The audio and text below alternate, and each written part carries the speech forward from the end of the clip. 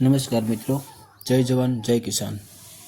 આપ જોઈ રહ્યા છો આ અમે ખાતર નાખી રહ્યા છીએ ખેતરમાં, દેશી ખાતર જે સાણિયું ખાતર આપણે કહીએ છીએ। આ એક વર્ષ દિવસ આ સાણિયા ખાતરને પાકતા લાગે ત્યારે આવું એકદમ છૂટું પડે છે, જોઈ શકો તમે। ત્યારબાદ ખેતી થાય ત્યાર પછી એમાં સોપાણ કરાવીએ માણસોથી, જોઈ શકો આ રીતે સોપાણ કરાવીએ। તો આગળ વિડીયોમાં બન્યા રહેજો અને સપોર્ટ કરતા રહેજો। તો હવે આ અમારે અત્યારે હાલ ખેડૂતની હાલત છે, શેતીજાઓ ગામડા ખાલી થઈ રહ્યા છે। આ માત્ર ખેડૂતનું નહીં પણ આખા રાષ્ટ્રનું નુકસાન છે। આપ જે ખેડૂતને આજે કટાક્ષમાં પૂછો છો કે નુકસાન જાય તો ખેતી શું કામ કરો છો, એનો પ્રત્યુત્તર હવે ખેડૂતો આપવાનું શરૂ કરી દીધું છે। ગામડા ખાલી થઈ રહ્યા છે। આજે ડુંગળીના કે અન્ય પાકના ભાવ જ્યારે તળિયે જાય છે ત્યારે માત્ર ખેડૂતનો પાક નથી રોળાતો, એનો આત્મા અને ઉત્સાહ રોળાય છે। પણ પરિણામ શું આવી રહ્યું છે? આજે હજારો ખેડૂત પુત્રો ખેતી છોડી શહેરમાં નાની મોટી નોકરી કરવા મજબૂર બન્યા છે। આ આંકડા કે દલીલ નથી, આ કડવી વાસ્તવિકતા છે। ગામડાઓનું ખાલી થવું એ જે ગામડાઓ ક્યારેય ધમધમતા હતા ત્યારે આજે માત્ર વૃદ્ધો જ બસ્યા છે। ગામમાં યુવાનોને દેખાય છે કે રાત દિવસ કાળી મજૂરી કરવા છતાં જો વધતું જતું હોય તો આ ખેતીનો શું ફાયદો? જો આ ગતિએ ખેડૂત ખેતી છોડતા રહ્યા તો એક દિવસ એવો આવશે કે જ્યાં ગામડાઓ 100% ખાલી થઈ જશે।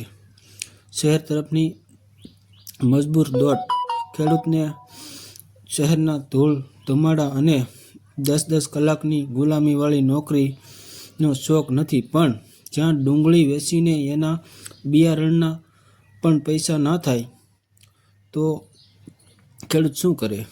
અત્યારે એની પાસે બીજો કોઈ રસ્તો બચતો નથી। જે અન્નદાતા હતો એ આજે શહેરમાં મજૂર બનવાનું મજબૂર થાય છે।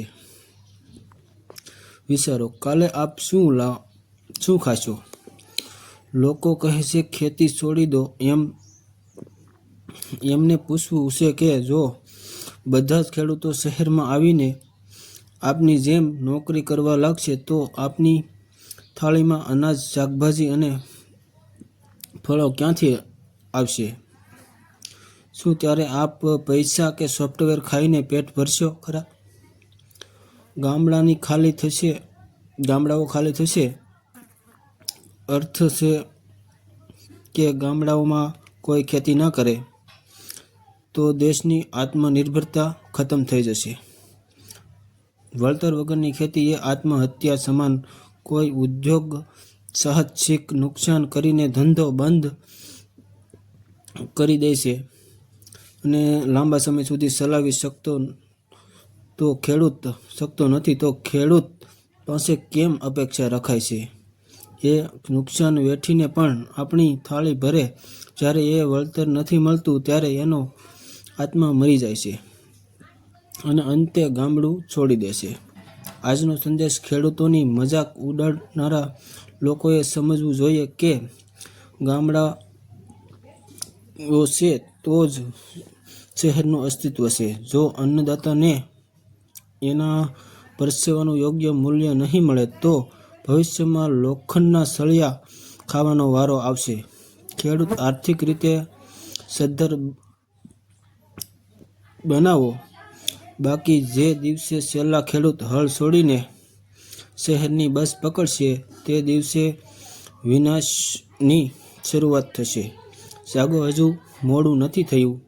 ખેડૂત બચશે તો જ ગામડું બચશે અને ગામડું બચશે તો જ આ દેશ બચશે। ભારત માતા કી જય, જય ગૌ માતા। તો મિત્રો આ અમારી મહેનત મેં તમને ટૂંકમાં વાસ્તવિકતા કીધી. તો આ રીતે હાલ ડુંગળીના ભાવ એકદમ નીચા છે.